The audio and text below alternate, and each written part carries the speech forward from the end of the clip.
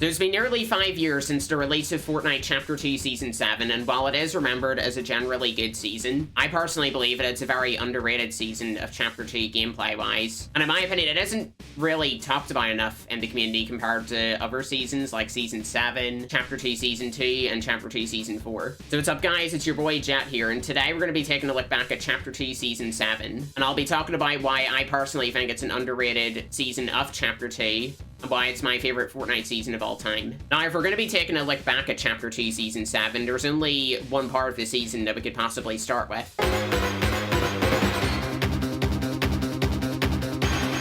While the map for Chapter 2 Season 7 was pretty good, I do have to say it's probably one of the weaker parts of the season, mainly because there wasn't really too many massive map changes. Doing else is massive. Hello, Taper Fee. Shut your Mainly because there just wasn't that many massive map changes in this season compared to the last two, which were Chapter 2 Season 5, which had the desert biome, and Chapter 2 Season 6, which had that god-awful primal biome that we all hate. Don't worry, dude, we'll get to the positives of the season later. Speaking of the primal biome, though, they actually basically got rid of it, along with two of the POIs from the map for the season, which I think we can all safely say was probably a good thing. So the main change of the season is the spire getting blown up during the cinematic trailer of the season and getting replaced by some giant gaping hole with purple alien goo. Wait a minute, that sounds really bad when I put it that way. It's an alright POI, but like, I don't know, they could have replaced it with something better, if I'm being honest. Now, the main POI of this season was Corny Complex, which I have to say was a pretty good POI, all things considered. It was a much better layout than Colossal Crops. I really just didn't like that POI, I'm gonna be honest. And it reminded me a lot of Frenzy Farm from Chapter 2 Season 1. I mean, it basically is the same POI, but I would say better than Frenzy Farm. The main attraction of this POI, however, was the underground IO base that held Sloan and her IO guards, which you could lead up for some of the new Chapter 2 Season 7 weapons, which is pretty cool. And if you did manage to kill Sloan back in Chapter 2 Season 7, which wasn't very easy, I'm gonna be honest, you did get her Mythic Pulse Rifle, so there was actually a reason to land at Corny Complex. And the Mythic Pulse Rifle was pretty good, though, I have to say. It was pretty good. Now, the only other major POI change, if you could even call it major, is Believer Beach. Now, you might be asking, but Jet, it looks very similar to Sweaty Sands, and you're correct, because it basically is Sweaty Sands with alien propaganda, so yeah, not that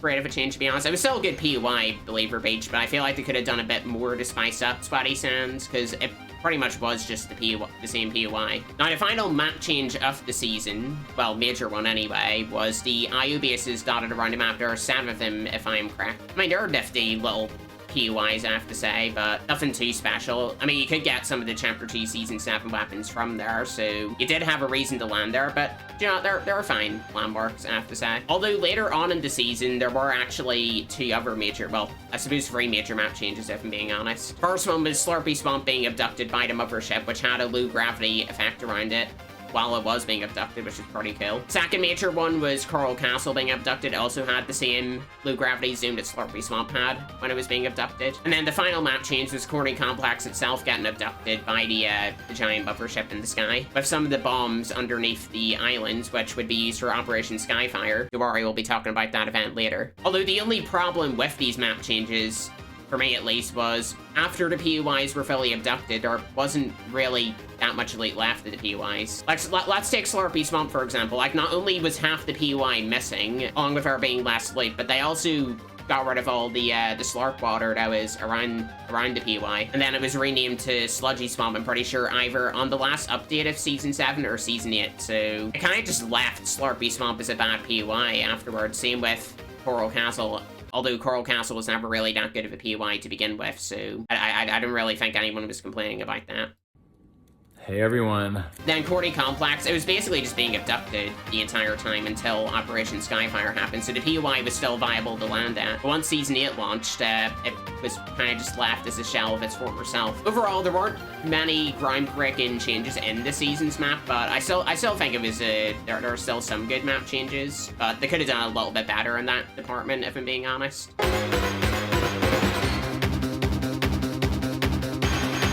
Obviously, the second most important thing to talk about is the Battle Pass.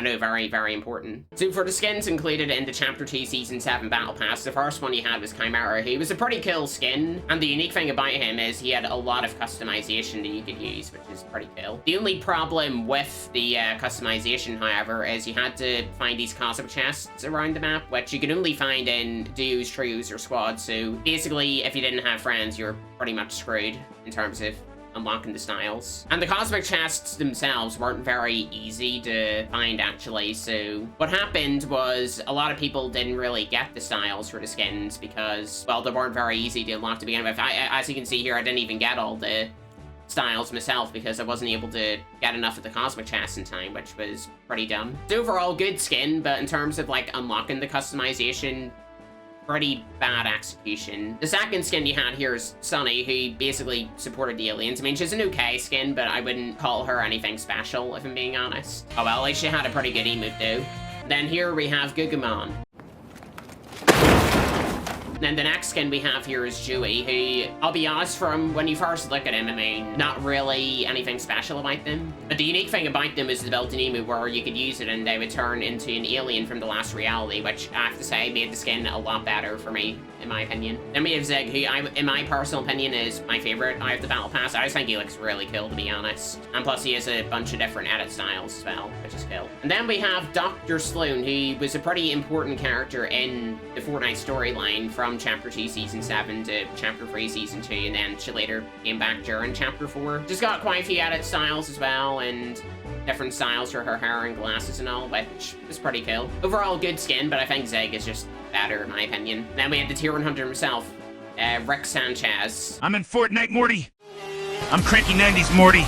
I'm cranking. Overall, pretty good skin. Not my favorite Tier 100 skin of all time, but I think they did a good job with Rick. He's pretty accurate to the show, and he has a toxic Rick style as well, which is pretty cool. Then we had the secret skin this season, Superman, who I think is a pretty good skin. I just think, in my opinion, anyway, there's a better one you can get, which was in Chapter 6 Season 3 from the Superman movie. Although, unlike that version of Superman, he has a built-in emote to swap between Clark Kent and Superman, which is pretty cool. And he also has a Fortnite original style with the shadow color scheme, which I think is pretty cool, although I still think the original style is better. Overall, though, great skin, but I personally just think the one from Chapter 6 Season 3 is a lot better.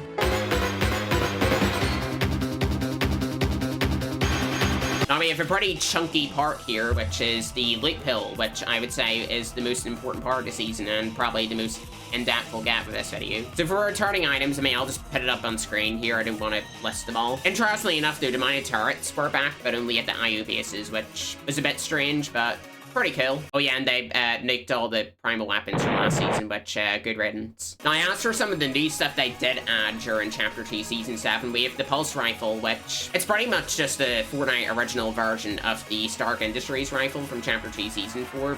Although I would argue it's actually better than the Stark Industries rifle, but I don't think you guys are ready for that conversation, to say the least. Really solid gun. I would say probably the best AR of that season. I don't know, I just really liked it. And because it works similar to the Stark Industries rifle, if you hip-fired it, the fire rate would be very fast, but the damage would be weak. While if you decided to aim down sights, the fire rate would be a lot slower, but the damage would increase, which is a pretty unique concept for a gun at the time. Next up, we have the Railgun, which was a sniper rifle that you could actually charge up to not only do increase damage, but it could also go through walls and damage people. Thankfully, though, the damage was like around 80 something, I'm pretty sure. So it wasn't too busted, but if you powered it up with the next item we're talking about, the Recon Scanner, which basically it had two uses, but after each shot you used, you'd have a cooldown, so you basically did have infinite uses of it. What it could do is ping enemies through the walls, and as you know, the Railgun can damage people through the walls, so let's just say that combo was pretty deadly during that season. Next gun we had was the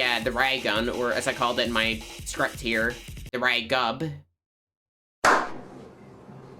Well done, chat. It was an SMG that you could basically just charge up to deal continuous damage, although it was pretty low, and if you did use it too much, it would overheat and you had to wait for the cooldown to end. Overall, pretty good gun, and it did fit the vibes of the season. What also came out in launch was the saucers, or the UFOs, whatever you want to call them. Basically, you could just fly about with them across the map, similar to like the planes, although I would say more fun and more balanced than the planes. So yeah, you can fly about with it, that's pretty cool, but it gets even better. It had free lives, so if you did get shot down with the UFO, don't worry, you still have 2 other uses of it. It shot a projectile that didn't really deal a lot of damage, but it did knock people back, so I suppose in that regard it was pretty okay. And you could also abduct people using the tractor beam, just like throw them about, although it didn't deal any fall damage to him, which if it did, that would have been pretty okay. Overall, really fun weapon, and it made me go on to create a video in Chapter 3 where I just went around in the UFO the entire game, just whacking people with boulders and trees, which it was pretty fun. What you're done for? Fuck me! Fuck me! Oh! What the fuck? There's massive in. Oh my god!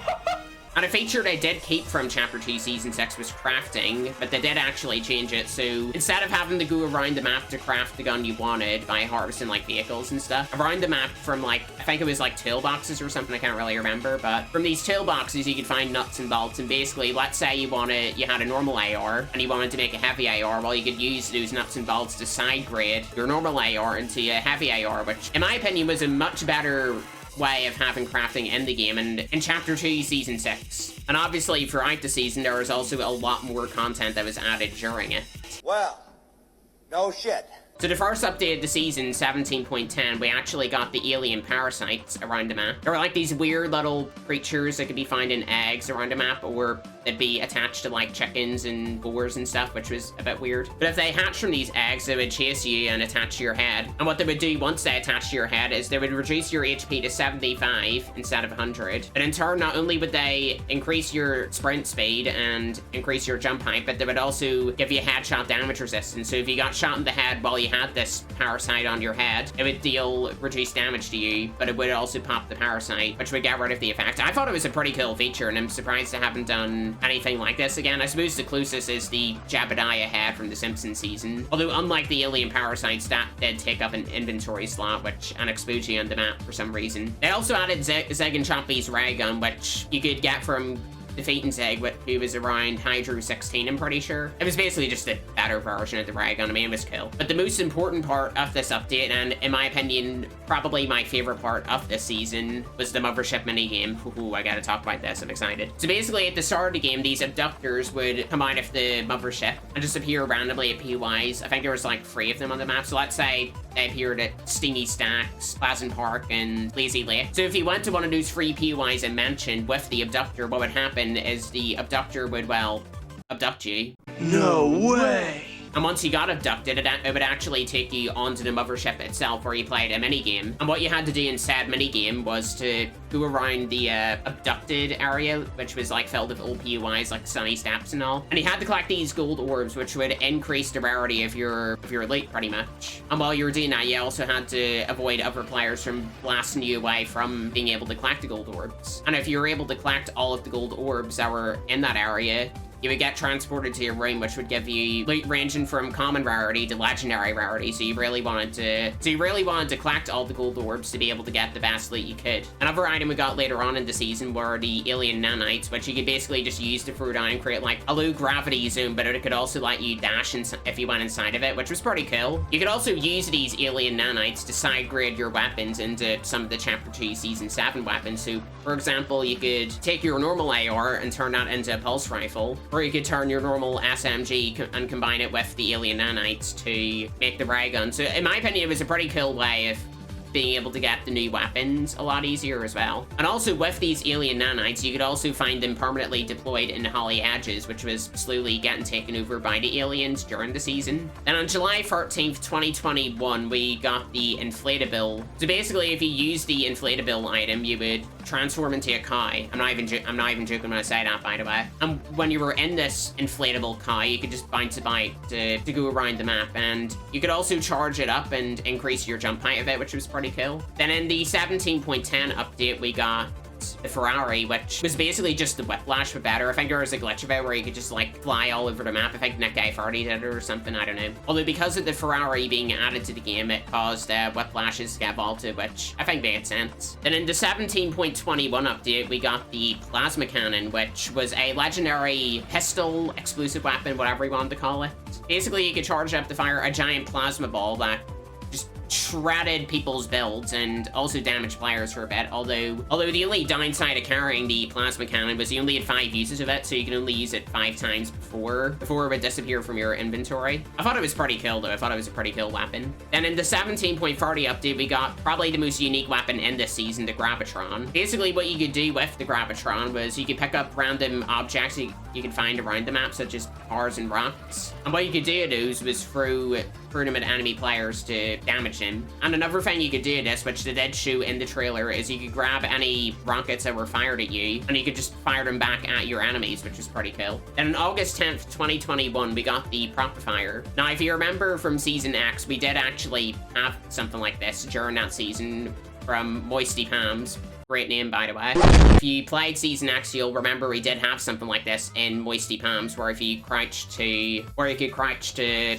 turn it into a prop, which, I mean, it was cool, I guess, but wasn't that game-changing? And to be honest, this item wasn't very game-changing either. Basically, you could just turn into a prop from, like, a list selection, so you could, like, turn into a Gnome and stuff. I mean, it was cool, but, like, not that useful. And in 17.40, we got the Burst Pulse Rifle, which could be bought from the Chimera NPC at Coral Castle. I don't know why you would even land Coral Castle to begin with, I'm gonna be honest. Beat your goddamn ass, you son of a bitch. It basically just worked like a normal pulse rifle, except it fired in a 2-round burst. It was a pretty good weapon, I have to say. Then on August 19th, 2021, they actually brought back some Wild Weeks for the last few weeks of the season. So for this week was the Sneak Week Wild Week. Basically, they just unvaulted a bunch of the silence weapons like the Suppressed Scar and the Suppressed Pistol and the Suppressed Sniper. And on August 26th, we got the High Flying Week, which unvaulted the Bouncer and Rift-to-Goes. And it also increased the Launchpad spawn rate as well, which was pretty cool. And for the penultimate Wild Week of Chapter 2 Season 7, which was the High-Tech Hijinks Wild Week, which happened on September 2nd, 2021. It basically just increased the spawn rate of all the Chapter 2 Season 7 weapons, like the Pulse Rifle, Recon Scanner, and the Inflatable, stuff like that. It was a nice way of increasing the spawn rate of everything and giving people a chance to use it before it was vaulted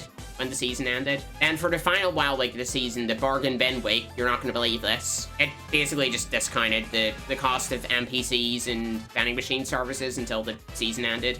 It was okay. So overall, there was a lot of content added during Chapter 2 Season 7, and it helped keep the season fresh, considering it was like 90 plus days long. It definitely had more content than some of the other longer Chapter 2 seasons.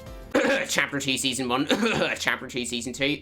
Now, the final thing we have to talk about here are the 2 live events that happened during this season, which were the Rift Tour, which happened on August 6th, 2021, and then Operation Skyfire on September 12th, 2021, which helped end off Chapter 2 Season 7. The Rift Tour event was basically just a hashtag ad for Ariana Grande, but I thought it was a really cool event. Not as good as the Travis Scott event, but I did like the selection of songs that I picked, such as Come and Go by Juice WRLD Marshmello and Victorious from, I forgot who it was from, I'm gonna be honest, that song slapped during the event when we were fighting the Storm King. Overall, it was a very fun event, but I would give the slight edge to the Travis Scott event from Chapter 2 Season 2. That event was so good. And then we had Operation Skyfire, which helped end off Chapter 2 Season 7, where we all snuck onto the mothership to blew it up. That's basically the gist of it. Basically, it was the Death Star sabotage event from Galactic Battle, but I would say way better than that event. And also, Kevin the Cape returned, along with the mothership basically nuking the entire map, but also technically not nuking the map, because then we logged on the next day and the map was completely fine. Still pretty stupid in my opinion. Apart from that though, it was a very solid event, I have to say. So overall, I have to say, Chapter 2 Season 7 was a very solid season, and in my opinion, should be talked about a lot more within the community. Now, the season wasn't perfect though. Some of the stuff was pretty OP in the season, mainly the flying UFOs that you could control. Like, I will be honest, those were pretty stupid, I have to say. And for an alien-themed season, I feel like they could have done a lot more with the map, instead of just adding a farm, albeit a pretty cool farm, and just spreading alien propaganda in Sweaty Sands and rename it to Believer Beach. I mean, they could have done a bit more, but I still think the map changes overall were pretty cool. And the mothership as well, abducting a few of the POIs throughout the season, was a really cool addition, and it also changed up how you played the mothership minigame in the abductor room with the POIs that were abducted throughout the season, such as Slurpy Swamp, for example, which was in the mothership abduction room. The actual gameplay loop of the season, in my opinion, was really fun as well. Which, in my opinion, the highlight of the season, the Mothership minigame, really helped out with. Like, yes, we've gotten other mid-game objectives before, like Floating Island and the vaults and stuff like that, but in my opinion, the Mothership minigame was probably the coolest way of doing a mid-game objective, in my opinion. And I'm sad they've never done something like that again for like the last 5 years of the game. There was a lot of new items and stuff added throughout the season on a pretty much weekly basis, so it helped keep the season fresh. And not only that, the new additions they did add also stuck with the theme of the season, and in my opinion, really leaned on not only Fortnite's wacky side, but it actually went on their own original ideas, which is what I like out of a Fortnite season, whenever they focus on their own original ideas, which is why I hold seasons like this and Super in such high regards. Yes, I do think Chapter 6 Season 3 was the second best season of all time, fight me. And the fact we also got not only one, but 2 full-length live events, albeit one of them was a concert, but the fact we got 2 full-length live events during the season was amazing. Like, I feel like a lot of the player base in Chapter 7 would kill for something like that to happen again. So with all that in mind, that's why I personally believe Chapter 2 Season 7 is an underrated gem. So yeah, this ended up being a bit of a long video and quite different from the videos I normally put out, which are mainly gameplay videos. I just thought I'd try something new and talk about a season that I love so much and hold in high regard. If you did enjoy this type of video, by the way, I'm open to do more, so if you enjoyed it, let me know in the comments and I can do more of these, although I need to come up with ideas, so that'll be fun. And if there's anything you guys would like to see improved or changed in future commentary videos like this, let me know in the comments, because I am open to feedback. And I may do something like this at the end of Chapter 7 Season 2, just giving my review on it, because at this point in recording, which is the 13th of April 2026, we're not even a month into the season, and so far it is honestly competing for the top spot with Chapter 2 Season 7. So if you guys would like to see a review video on Chapter 7 Season 2 when it's nearly over, let me know. But if you guys enjoyed the video, make sure to leave a like, only if you enjoyed it. Subscribe if you're new and turn on notifications to never miss a video that I upload. I want to thank you guys for watching, have a good one, and I'll see y'all next time.